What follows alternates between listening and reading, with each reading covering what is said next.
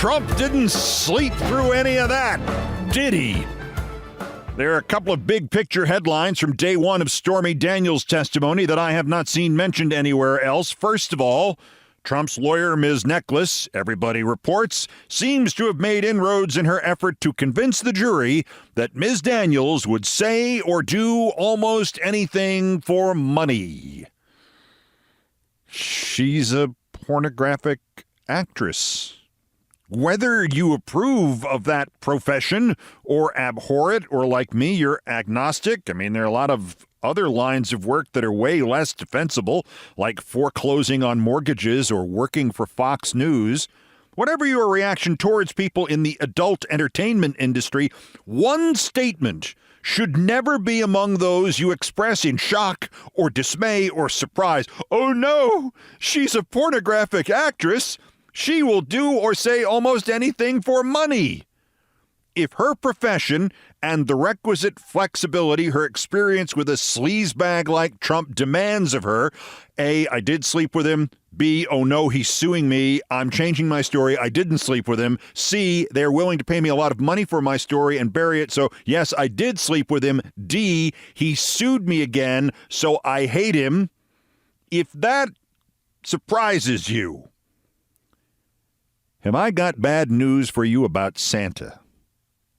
Which leads to the second meta headline. My God, the media, especially the television networks, treated her testimony like they were cicadas.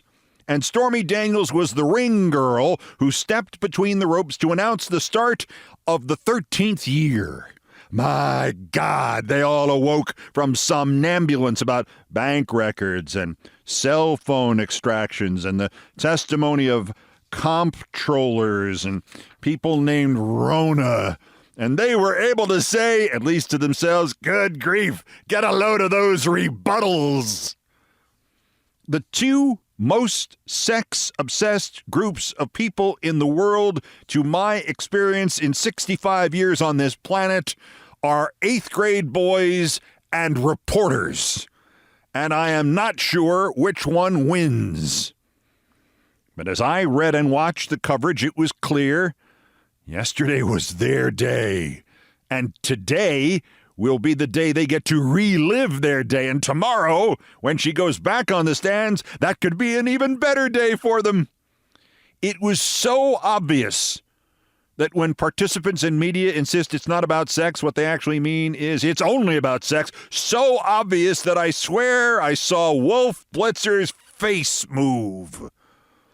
And speaking of CNN, if for those of us old enough to have been forced to cover it, forced to wade through it, forced to anchor it, forced to treat it as if it had not been about sex and only about sex, yesterday was a 100% flashback to the Monica Lewinsky story.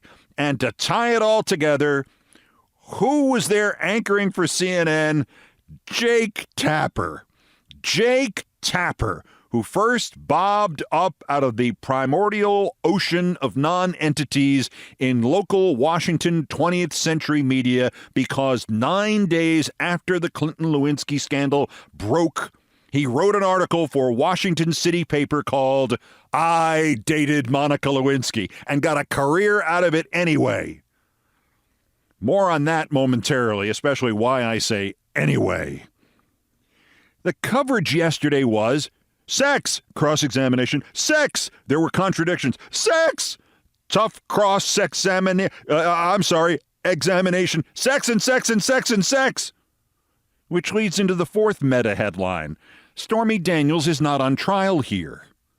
Stormy Daniels is incidental to this case.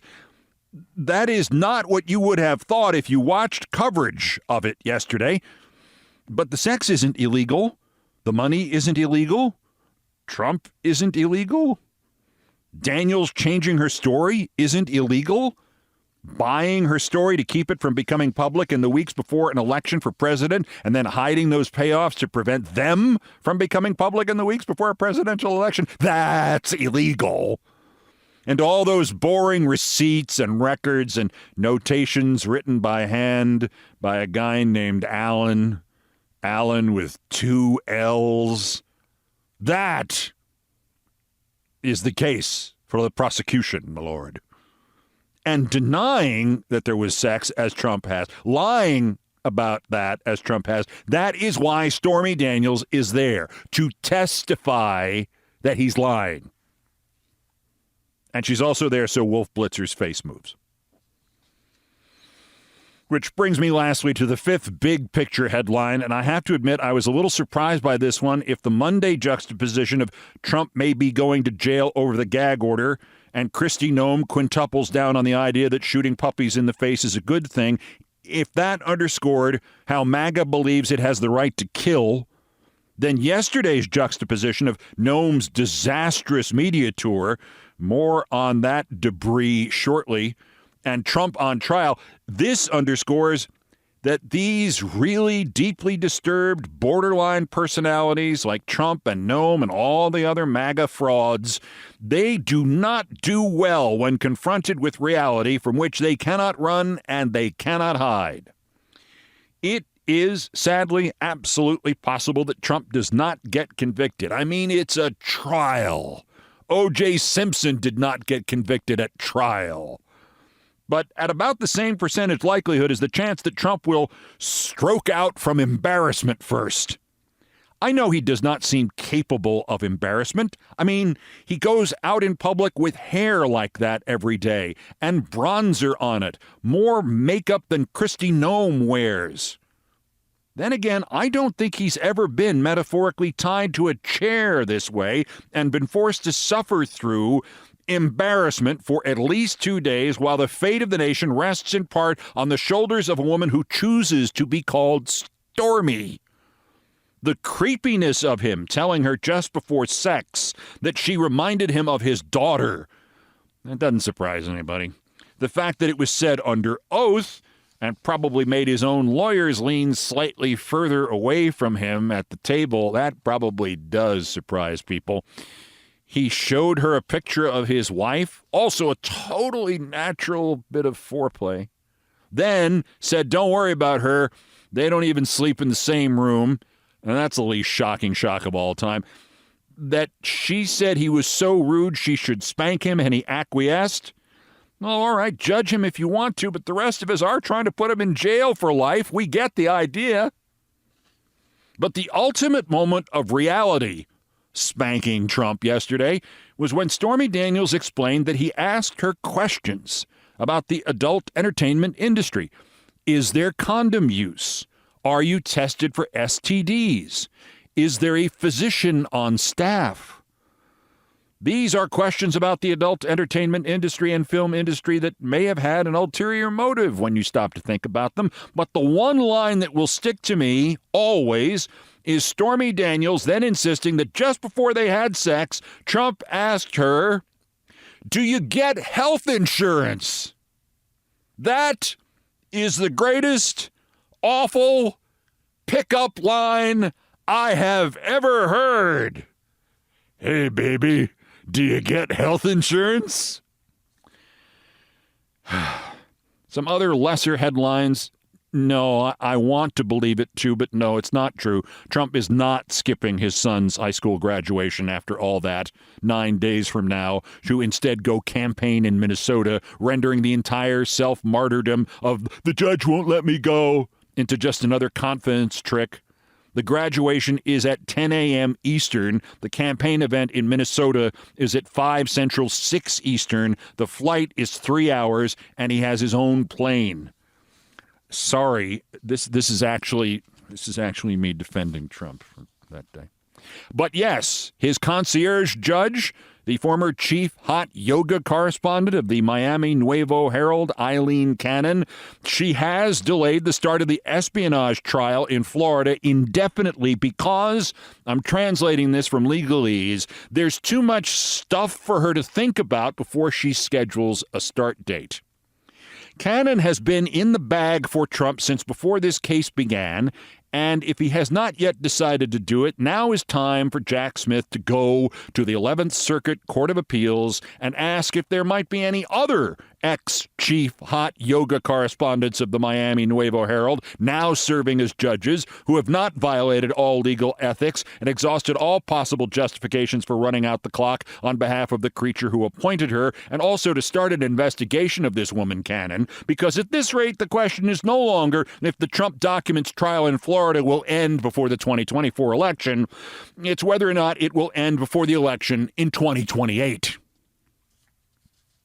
Lastly, on Trump, on legal, I promised more of Jake Tapper exploiting his date with Monica S. Lewinsky while pretending he wasn't exploiting his date with Monica S. Lewinsky 9 days after the scandal broke in 1998. My hands are not clean on this. I did eventually try to get out of the show I was doing that was basically all about Lewinsky and Clinton. But for the first couple of weeks, I enjoyed suddenly having an audience of more than 1 million every night when we've been going along with like 10,000 viewers. My hands are not clean. On the other hand, they are not this dirty. Let me quote Jake Tapper's article, I Dated Monica Lewinsky, January 30th, 1998. I hesitate here because I have no desire to appear on Hard Copy or banter with MSNBCBs. And essentially, I feel bad for poor Monica and feel unclean adding my feeble barnacle to her ship of fame. Although I will admit to an odd weave of loathing and envy when I watch the blabocracy breathlessly weighing in. Hey, I think, they don't even know this chick. But I am not jumping in because one dinner with Monica enabled me to read her mind as she sits with friends and family at the Watergate, pondering her fate. I write clearly because I want a piece of this story just like everybody else. Later, quote, am I drunk or is she cute? I asked Maloney. Which one? He said. Monica, I said, the one in the black. You're drunk, said Maloney, a rugby pretty boy. I overruled him. She was cute, if a little zoftig, and friendly, and nice.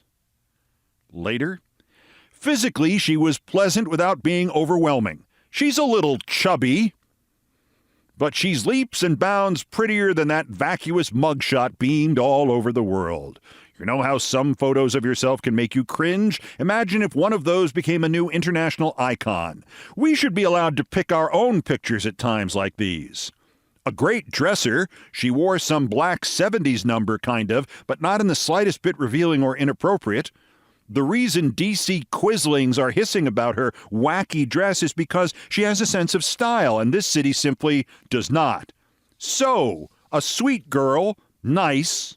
Maybe we'll go out again, I thought. Jake Tapper. I've written cringeworthy stuff in my life. I've written cringeworthy stuff from 1998. I've written cringeworthy stuff about Monica Lewinsky. But nothing that could compete with Jake Tapper and just the parts of that article I just read you. Jake, you win by shutout in all 3 categories. Yuck.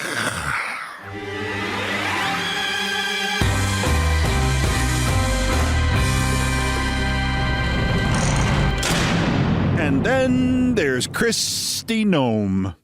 3 sound bites. First, with the ex-Fox anchor Eric Bolling on Newsmax. This he actually said out loud, and the studio did not erupt in laughter. I've also written a couple of books, and I know how the process works. You write some chapters. You don't write the whole book at once. You write a chapter or 2. You send it to the editors, and they edit. They read it. They add. They subtract. And here's my question. The editor. The editor. Was she possibly a plant, a liberal plant? Because I'm not sure either one of these stories, the dog story, the North Korea story, seems like the Kristi Noem I know. No, the buck always stops with me. I take my own full responsibility. I wrote this book, and I take the responsibility for what's in it. It's a great book. No, Eric Bolling, Kristi Noem's editor, was not a plant. Eric Bolling, however, Eric Bolling is a plant. A fern, I think. And it just went downhill from there. This, believe it or not, is Kristi Noem yesterday on Newsmax. Newsmax. The anchor is named Rob Finnerty, and I'll just let you enjoy this, then I'll burst your balloon about Rob Finnerty. Governor, if you asked me a month ago who's at the top of the list to run with Donald Trump, I would have said your name. If you asked me that same question this morning, I don't even think you're on the list. Really? So my question for you, yes, really, and it's because of things that have come out in this book, like your claims that you met Kim Jong-un, and then over the last week, I've been to the DMZ, I've been to the area. What I've said is that... Did you stare down Kim Jong-un? Let me, Governor, 1 second. I will give you an opportunity to respond. I just want to get this out there. So here's the quote from the book.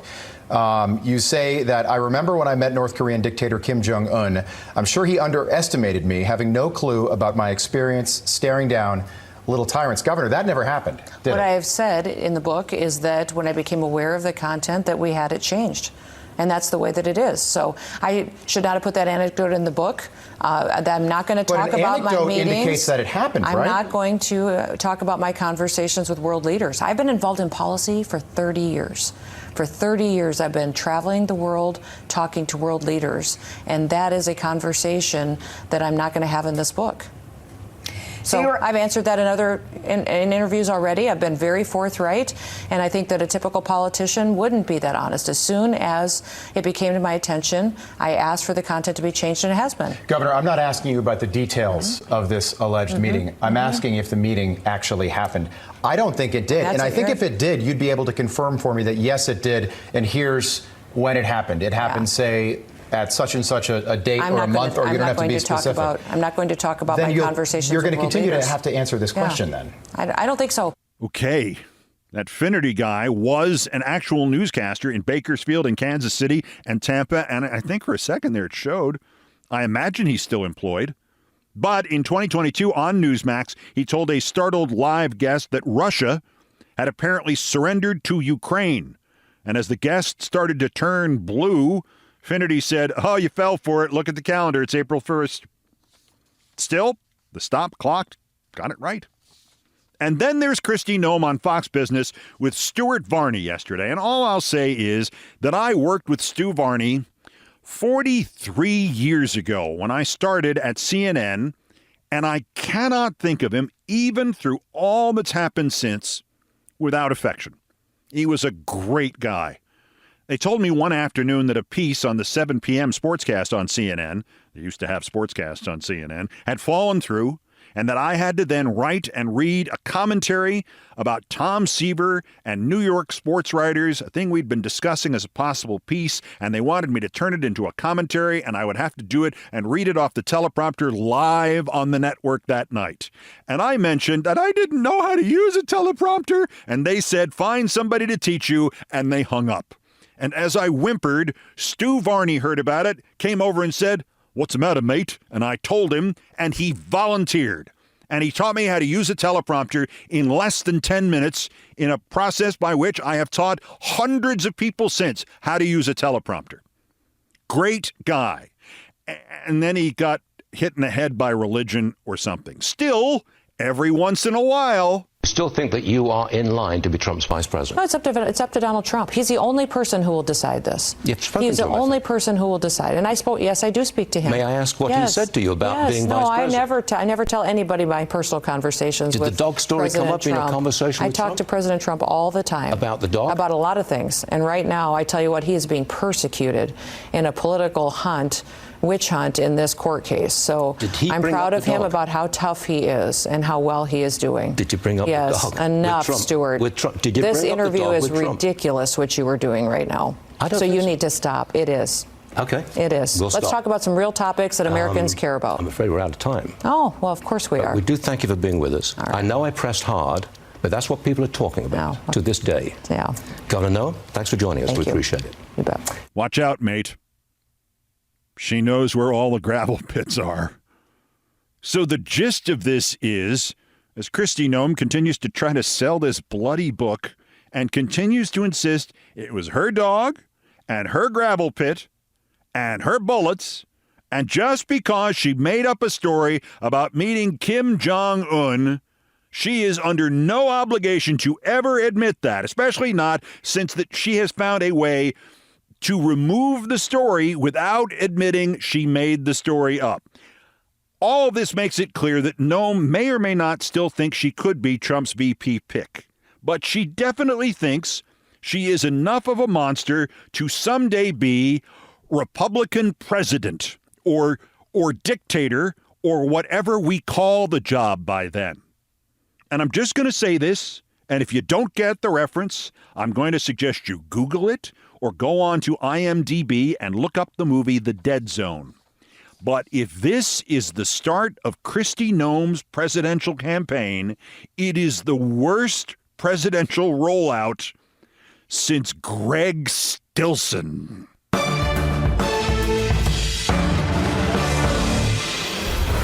Stilson, Stillsons.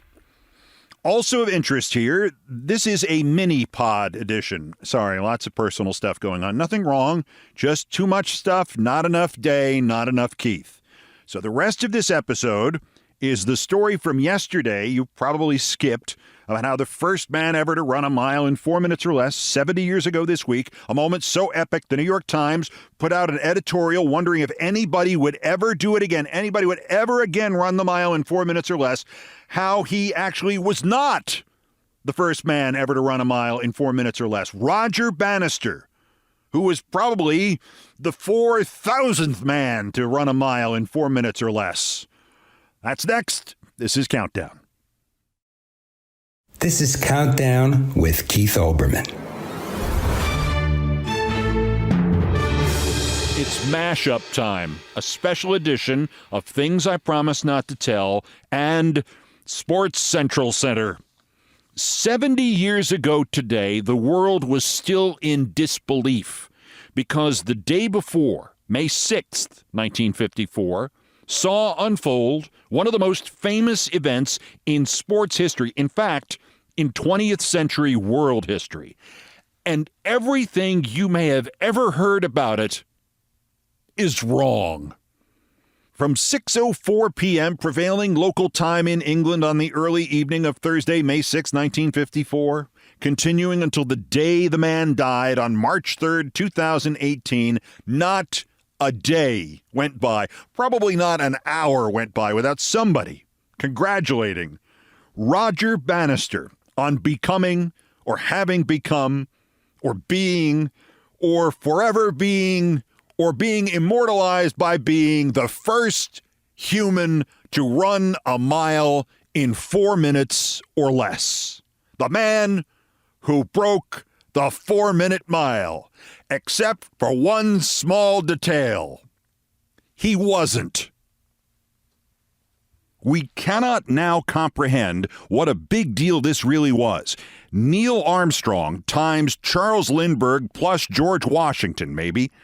The next day, the New York Times published 10 different stories about Roger Bannister breaking the 4-minute mile barrier, plus an editorial on the editorial page that asked if anybody in world history would ever do it again. Roger Gilbert Bannister, began the Times on the front page, ran a mile in 3 minutes, 59.4 seconds tonight to reach one of man's hitherto unattainable goals. There's just one problem. Not only was Roger Bannister probably not the first man to run a mile in less than 4 minutes, but there is also a lot of evidence that that record was broken in May of 1770 by a guy who sold fruits and vegetables from a pushcart on the streets of London, a guy named Parrott. 69 years later, and this is still the most famous run in the history of the world. May 6th, 1954, on an ordinary spring evening at the Iffley Road Track at Oxford University in England, even as an unfavorable wind worked against him, Roger Bannister ran through the tape in 3:59.4 and ran directly into not just sports history, but human history. The 4-minute mile, the first human ever to run that far, that fast, like the first man on the moon. No matter how much farther we go, the glory is his. indefinitely, forever, always, eternal, immortal. Neil Armstrong, but in shorts. Or there had already been a 4-minute mile run in 1770, and Bannister has no more claim to immortality than do you or I, and this is really a story about bureaucracy supporting bureaucracy and what the experts call recency bias and a lot of racism. And the story should be about a guy who used to sell fruits and vegetables on the streets of London and who ran in his spare time for money in the decade before the American Revolution, and his name was Parrot. As in, look, matey, I know a dead parrot when I see one, and I'm looking at one right now. We begin in the pages of a British book dated from 1794, which seems to be, for you Back to the Future fans, a kind of Gray's Sports Almanac. The 1794 tome bears an amazingly modern title, The Sports Magazine. And its chronology of top sports events of recent years past includes, for the year 1770, this, quote, 1770, May 9th, James Parrott, a costermonger sold fruits and vegetables from a pushcart on the street. James Parrott, a costermonger, ran the length of Old Street, viz. From the Charterhouse Wall in Goswell Street to Shoreditch Church Gates, which is a measured mile, in 4 minutes. 15 guineas to 5 were betted he did not run the ground in 4 minutes and a half. So that's it.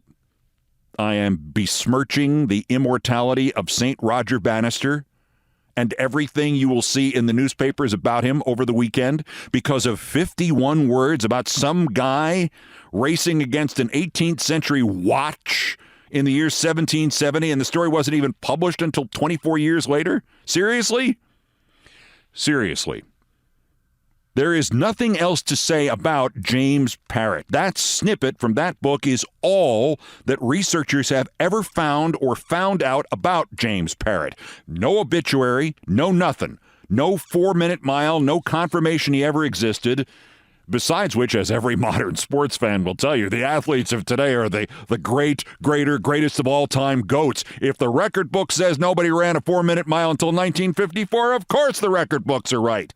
Since 1770, humans have evolved. Health has evolved. Training has evolved. Why, in 1770, you couldn't even accurately measure a mile, let alone measure exactly 4 minutes. Actually, agricultural chains designed to resolve who owned what property and where international borders were had been introduced in 1620 and have proved to be, at worst, only off by around 2/5 of an inch over a mile. And if you're saying agricultural chains, you don't use agricultural chains in sports. Let me ask you this. What do they use in National Football League games to check whether or not it's a first down? Okay, we're giving them the accuracy of the agricultural chains we still use today in our pro sports. You could measure several blocks of London in 1770 and say, from way back there to right over here in front of the church, that is exactly a mile, governor. But how would you time it? 4 minutes exactly? What did they use? A really good sundial? No. They had a thing called a chronometer. The chronometer was perfected by 1761. You may know the chronometer as a Swiss watch, or as you might also know it, a Rolex. So this parrot runs a mile, or maybe he runs a mile plus 2/5 of an inch, and he is timed by several guys with Rolexes, and they all have the same score. He did it in exactly 4 minutes. If you're still not convinced, if you're still Googling Roger Bannister's descendants so they can sue this idiot Olbermann and his podcast, let me emphasize the part that convinced me that a man named Parrott did run a 4-minute mile 2 months and 4 days after the Boston Massacre unleashed the events that would culminate in the American Revolution. Permit me to reread that last sentence about James Parrott's run from Gray's Sports Almanac, from the Sporting Magazine of 1794. Quote, 15 guineas to 5 were betted he did not run the ground in 4 minutes and a half. This guy Parrott bet on himself. and got 3-to-1 odds. And the 5 guineas wagered here, that would be worth about $5,500 in today's money. Meaning this was no 18th century Roger Bannister hoping to break a record for Queen and country. This was a guy who did this for money, for the equivalent in winnings of about $17,000, at least as much as his annual income might have been selling fruits and vegetables from a cart. And the way it's phrased in that magazine, we don't know if more than one bet of 15 guineas to 5 was placed. He might have won $34,000 or $51,000 or $510,000. Because this was for money, the loser or losers who bet he could not finish the race in 4.5 minutes had to be satisfied that he had done it in less than 4.5, in this case in 4. As we know from our own times, losers now like to claim they didn't lose and will go to any length to convince others they did not lose. But James Parrott got his money, which means that the loser or losers believed James Parrott really raced a mile and did it in 4 minutes. I'm sold. Antiquated books and 4-minute miles run 183 years before the first 4-minute mile, and costermongers and agricultural change, they may come and go and may be trustworthy or untrustworthy, but money is money. And James Parrott was given the equivalent of his annual salary at least once because somebody who thought he could not do it agreed, yeah, I was wrong. He really did just run the mile in 4 minutes. Now, of course, the whole account in the book could be wrong. I'm old enough that I was actually on the air doing sportscasts on the radio network of United Press International on April 21st, 1980, when Rosie Ruiz, quote, won, unquote, the Boston Marathon. Then it turned out 2 people had seen Rosie Ruiz burst out of the crowd of spectators on Commonwealth Avenue and start running alongside the men runners. And then it turned out that while she was supposedly completing the 1979 New York Marathon, she had struck up a conversation with a freelance photographer on the subway. And the 2 of them went to the finish line together, and Rosie Ruiz then told officials she had just finished the race, and Rosie Ruiz was a total fraud in 2 different marathons. Maybe the 1774-minute mile of James Parrott was just inaccurate.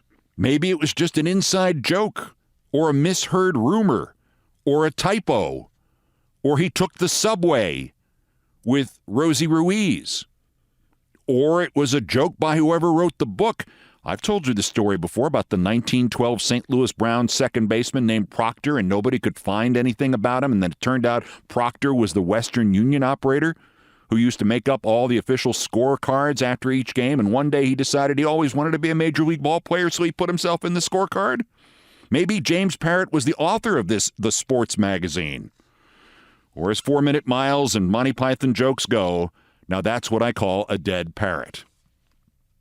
So if it's a mistake, if it's a typo, if it's a hype job, if it's Rosie Ruiz, if it's Lou Proctor, Roger Bannister is safe.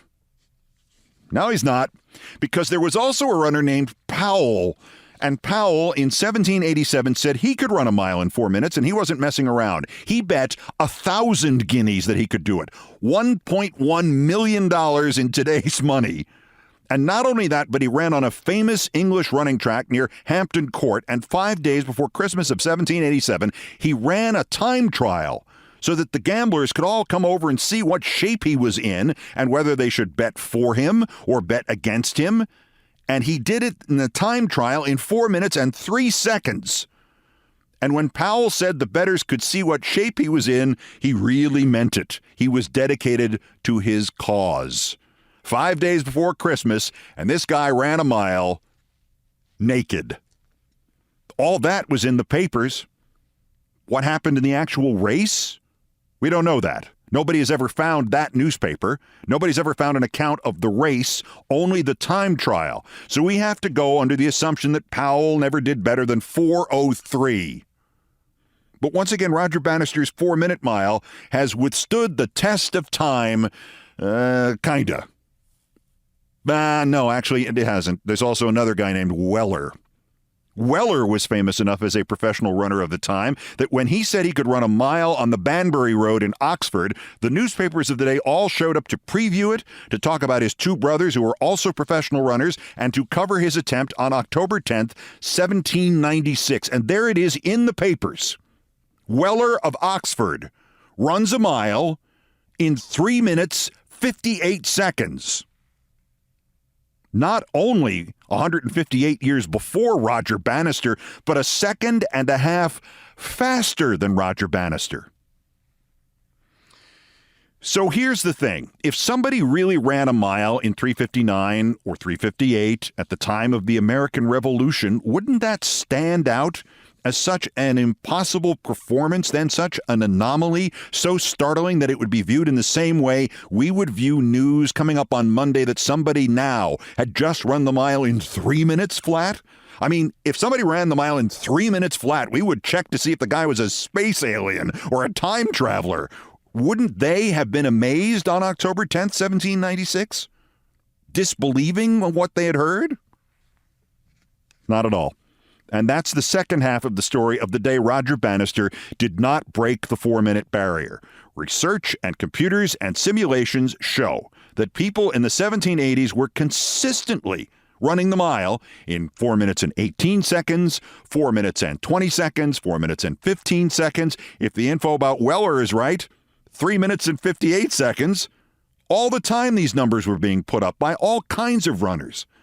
So a 4-minute mile would have been great, but not out of context, not in 1796. And then you have to ask, if it happened, where are all those records? Who were all those 4-minute 18 guys and 4-minute 3-second guys and 3:58 guys? What happened to the records? Well, see, that's another scandal. Those 18th century records were erased in the 19th century because richer, slower people in the 19th century wanted to say they held the records. They erased the record book. That part of the story and the additional sad truth that much of the claims about Roger Bannister are really, really racist. Next.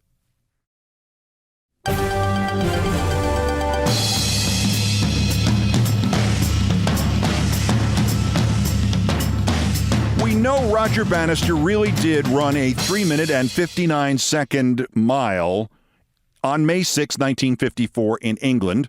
It was timed and announced to a waiting crowd by no less a figure than Norris McWhirter, who was later the founder or co-founder of the Guinness Book of World Records. And everybody who was there saw history and was part of an impossible dream coming true. And as I mentioned earlier, the next day, the New York Times actually had an editorial asking whether or not anybody would ever do it again. There is considerable evidence, as I've laid out here, that it was done before, like 200 years before.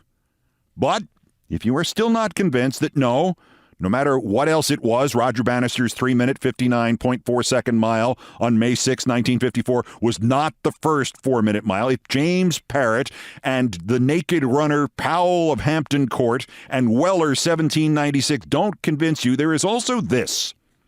There is a sports historian named Peter Radford, himself the bronze medalist in 2 sprints at the 1960 Olympics in Rome, and he brought the story of Parrott and Powell and Weller to the forefront in the British press nearly 20 years ago.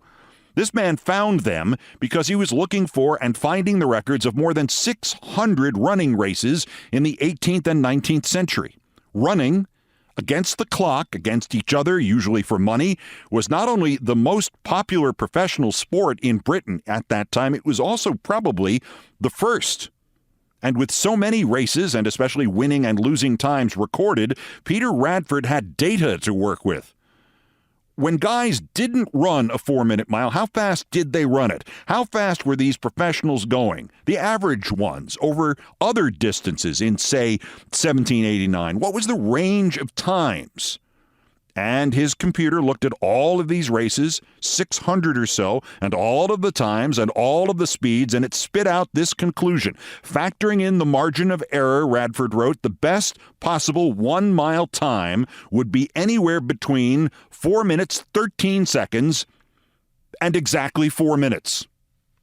So no, you cannot say James Parrott ran the first 4-minute mile in 1770 and Weller ran the first sub 4-minute mile in 1796, not with certainty. But I think you can say with certainty that somebody did it before the year 1800, and that when Roger Bannister crashed through the tape at Oxford at 6:04 Greenwich Mean Time on the evening of Thursday, May 6, 1954, and the track announcer, Norris McWhirter, announced that Roger Bannister's time in the mile was, and he gave it a desperately long pause by all accounts, 3 minutes, 59 and 4/10 seconds. The moment that happened, Roger Bannister became, at best, the second man to run a mile in 4 minutes or less.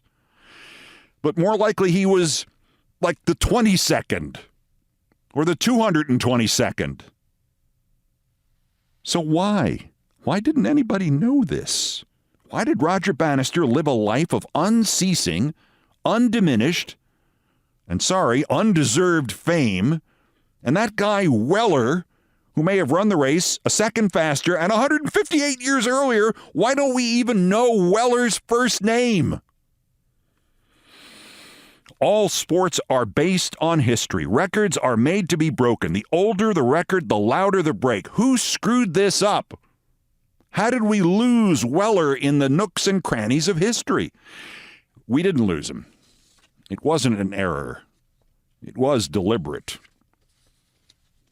And that's where this gets to be a crime. Our historian and ex-Olympic runner, Mr. Radford, quoted another ancient book, British Rural Sports by J.H. Walsh, which was published in 1888, and in it, all the dozens of speed and distance events had two sets of records, one for professionals like Parrott and Powell and Weller, the ones who ran for money, the ones on whom people bet, the ones who bet on themselves. There was that set of records, and then another set of records which was given far more weight and far more importance for the amateurs. By the early 20th century, Radford wrote, the professional records had been erased from these books, expunged, not forgotten, removed. Why? Because the professionals were far better than the amateurs. No amateur held the record in the mile. It was all professionals. But the amateurs were in charge. They were the British upper class. They raced not for money, but for sport. So the amateurs simply did what the upper class always does in this situation. They erased the records of all the professionals. And oh, by the way, they also erased all records set by women. The British obsession with the superiority of the amateur over the professional, if you've ever seen the movie Chariots of Fire, you already know exactly what I mean. It spread throughout the world through the Olympics. It's why Jim Thorpe lost all his gold medals from the 1912 games, why the greatest all-around athlete ever died in poverty because he had once played minor league baseball to make some money in the summer, and everybody knew about it, and nobody thought they'd hold it against it, but then they held it against him. He was a professional, so his records did not count, like James Parrott, or fill in the blank here, Powell, or, I don't remember his first name, Weller. So the world record in the mile, as of the year 1861, was credited to a man, an amateur, named Matthew Green. Matthew Green was the fastest man in human history. 4 minutes and 46 seconds. 4 minutes and 46 seconds. In my 20s, I might have come close to that number. By 1913, the International Amateur Athletics Federation had taken over, and it recognized a runner from Cornell, not me, a different runner from Cornell, as the all-time outdoor record holder in the mile. 4 minutes and 13 seconds. John Paul Jones, 143 years after James Parrott. The indoor record in the mile was then held by a man named Abel Kiviat, 4:18 and 2. I met Abel Kiviat. I interviewed him when he was 90. I wish I had known about James Parrott then. I didn't. Abel and I talked about his roommate at the 1912 Olympics, Jim Thorpe. Got to tell you that story sometime, too. But boy, Abel Kiviat and I could have had a conversation about amateurs versus professionals and whether or not his record was actually a record. Anyway, you can see where this is all going, and we are almost at our proverbial finish line. Not only did history forget the great athletes of the 18th and 19th centuries like Parrott and Powell and Weller, who, if they did not break the 4-minute mile, they came damn close and did a lot better than my friend Abel Kiviat did, or my Cornell guy John Paul Jones, to say nothing of Matthew Green, 4 minutes and 46 seconds. What did you do, stop for lunch? Not only were the remarkable athletes like Parrott and Powell and Weller forgotten, they were buried deliberately. It makes the subject of the Roger Bannister 4-minute mile that everybody celebrates with almost undiminished astonishment every year at this time.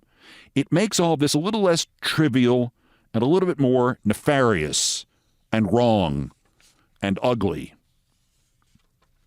And speaking of ugly and Bannister, there is one other component to this story.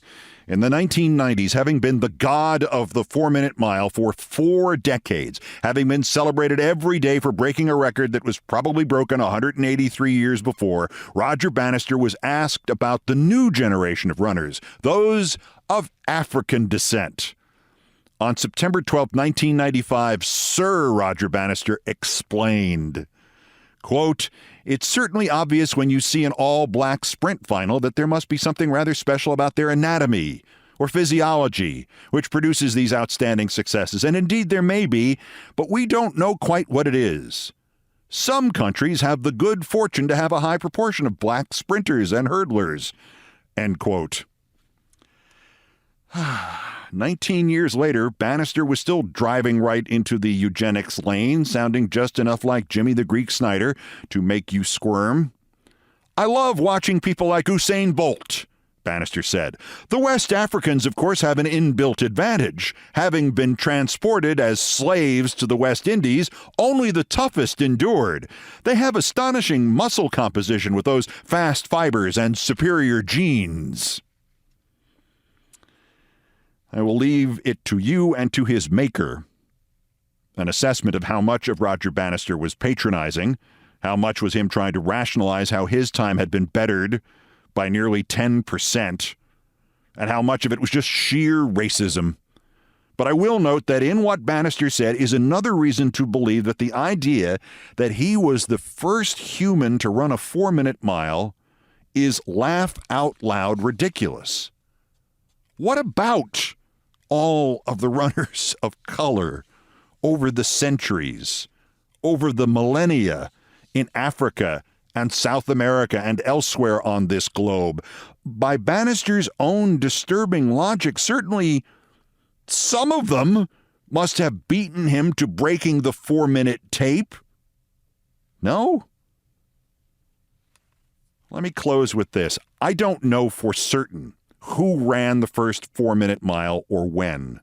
For all we know, it was broken 2,000 years ago, and for that matter, so was the present world record of 343.13. Might have been James Parrott or Powell or Weller, whose first names we don't know, or someone so lost to history that we don't know their first name or their last name or their country. We don't know who it was. But no matter what you hear or see or read in this weekend ahead, it sure as hell was not Roger Bannister. Which brings us, lastly, to Mrs. Roger Bannister, Moira Elva Jacobson Bannister, daughter of a Swedish economist. According to Roger Bannister, his wife didn't know a lick about sports, let alone about running, let alone about him running. For a time, Roger Bannister once said, my wife thought I had run 4 miles in 1 minute. You know, as I've been thinking about this and researching that story, you might as well go with that. 4 miles in 1 minute? It's no more ridiculous than thinking that Roger Bannister was the first man to run 1 mile in 4 minutes.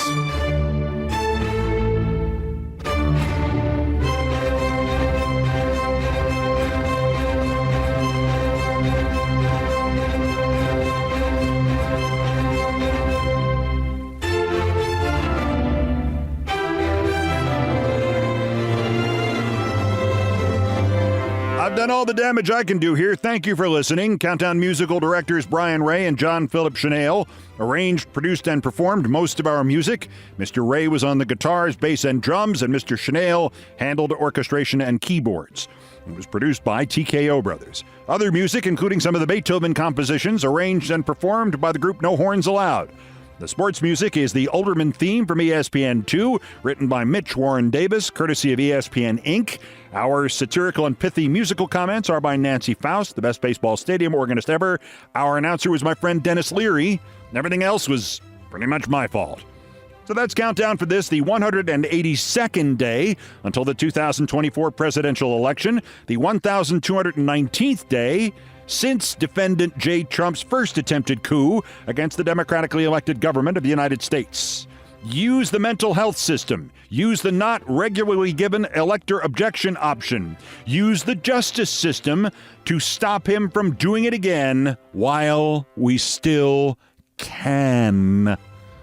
The next scheduled countdown is tomorrow. Bulletins as the news warrants. Till then, I'm Keith Olbermann. Good morning, good afternoon, good night, and good luck.